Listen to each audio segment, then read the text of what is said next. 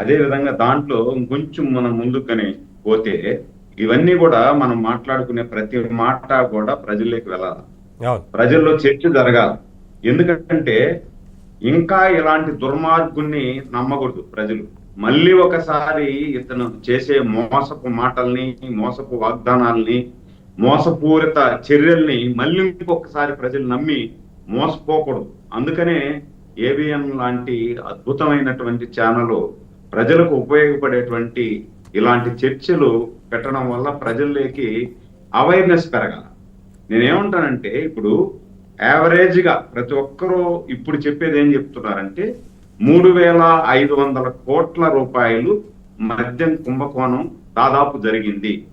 ఈ 3,500 కోట్లు అనేది ఏది? ఓన్లీ కమిషన్ రూపంలో 3,500 కోట్ల రూపాయలు కుంభకోణం జరిగింది అనేది ఒక అంచనా. అంటే ఎవరికైనా ఒక బిజినెస్ లో కమిషన్ ఇస్తారు అంటే ఒక 10% లేదు, మ్యాక్సిమం అంటే 20% కూడా కొన్నిట్లలో ఇస్తారు. సరే, మనం 10% లీస్ట్ గా 10% వేసుకుంటే 3,500 కోట్ల రూపాయలు కమిషన్ 10% రూపంలో వీళ్ళు తిన్నారు అంటే బిజినెస్ ఎంత జరిగి ఉండాలా?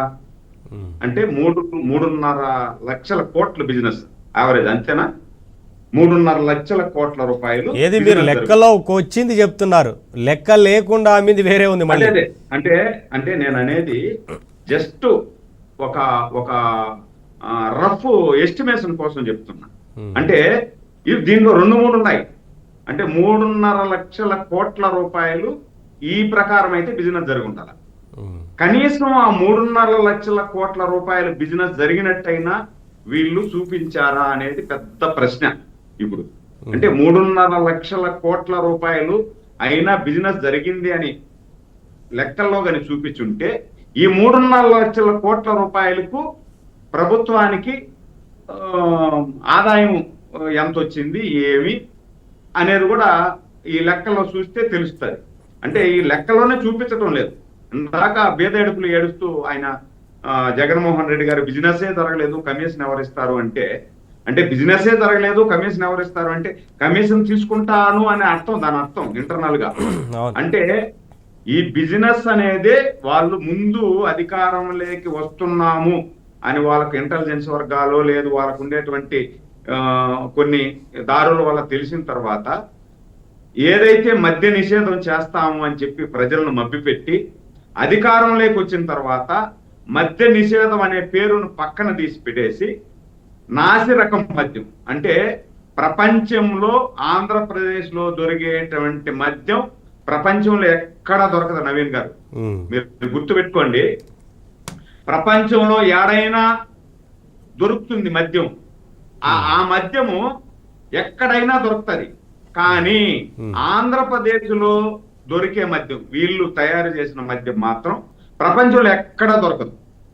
అలాంటి మద్యాన్ని వీళ్ళు తయారు చేసి, ఇందాక సయ్యద్ గారు చెప్పారు పెద్దలు, కుక్కలు గాడిదలు ఇవి తాగే మందు అని. అవి కూడా తాగవు సయ్యద్ గారు, అవి కూడా తాగవు. ఎందుకంటే అవి తాగితే అవి కూడా చనిపోతాయి. అవి కూడా లోపల పొట్టలో ఉండే నరాలు కాలిపోతాయి కాబట్టి అవి కూడా తాగవు.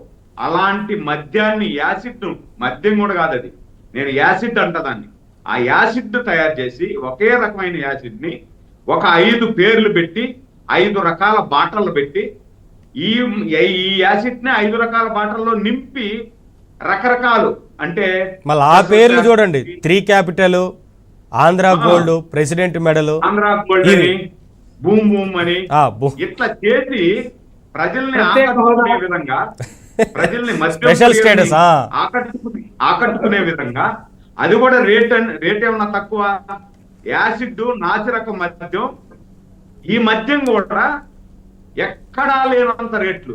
అంటే పక్క రాష్ట్రాలలో ఈ మద్యం దొరకదు, కానీ పక్క రాష్ట్రాలలో లేనటువంటి రేటును ఈ మద్యానికి పెట్టి పేదవాడి రక్తాన్ని జలగల్లాగా పిప్పి చేసి పిండేసి 3,500 కోట్ల రూపాయలు కమిషన్ రూపంలోనే దండుకున్నారు. అంటే ఇంకా లెక్కల్లో చూపించినటువంటి డబ్బులు ఎంత దండుకున్నారో చెప్పేదానికి కాదు. ఇది చాలా లోతుగా విచారించాల్సినటువంటి అవసరం ఉంది.